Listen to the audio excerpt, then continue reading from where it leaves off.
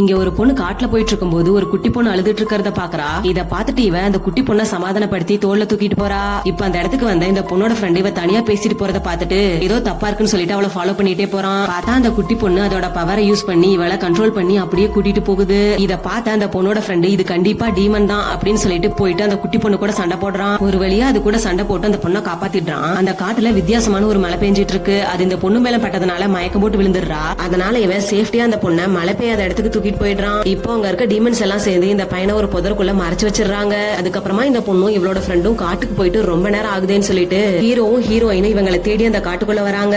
இதை தெரிஞ்சுக்கிட்டு டீமன்ஸ் எல்லாரும் அந்த இடத்துக்கு வந்து ஹீரோவையும் ஹீரோயினையும் கட்டுப்படுத்த ஆரம்பிக்கிறாங்க. ஆனா ஹீரோயின் மட்டும் அந்த கண்ட்ரோல்ல இருந்து வெளியே வந்து அந்த இடத்துல இருக்க டீமன்ஸ் அழிச்சிடறா. ஆனா அங்க இருக்க ஒரே ஒரு டீமன் பொண்ணு மட்டும் அந்த இடத்துல இருந்து தப்பிச்சு போயிடுறா. இப்ப ஹீரோவும் ஹீரோயினும் காட்டுக்குள்ள ஃபர்ஸ்ட் வந்து அந்த பொண்ணையும் அவரோட ஃப்ரெண்டையும் காப்பாத்திடுறாங்க. இப்போ தப்பிச்சு போன அந்த டீமன் பொண்ணு ஒரு இடத்துக்கு போறா. அந்த இடத்துல அந்த டீமன் பொண்ணு ஹீரோ ஹீரோயின் கூட வந்தவங்கள ஒரு மந்திர கட்டு போட்டு கட்டி போட்டு அவங்கள டீமனா மாத்திட்டு இருக்கா. இப்ப அந்த இடத்துக்கு வந்துட்டு ஹீரோவும் ஹீரோயினும் அவங்களோட பவரை யூஸ் பண்ணி கட்டி போட்டிருக்க மனுஷங்க எல்லாத்தையுமே காப்பாத்திட்டு அங்க இருக்க டீமன்ஸ் எல்லாத்தையுமே அழிச்சிடுறாங்க. ஆனா இவங்க கிட்ட இருந்து ஃபர்ஸ்ட் தப்பிச்சு போன அந்த டீமன் பொண்ணு மறுபடியும் தப்பிச்சு போக பாக்குறா. ஆனா இவங்க அந்த பொண்ணை பிடிச்சிடுறாங்க.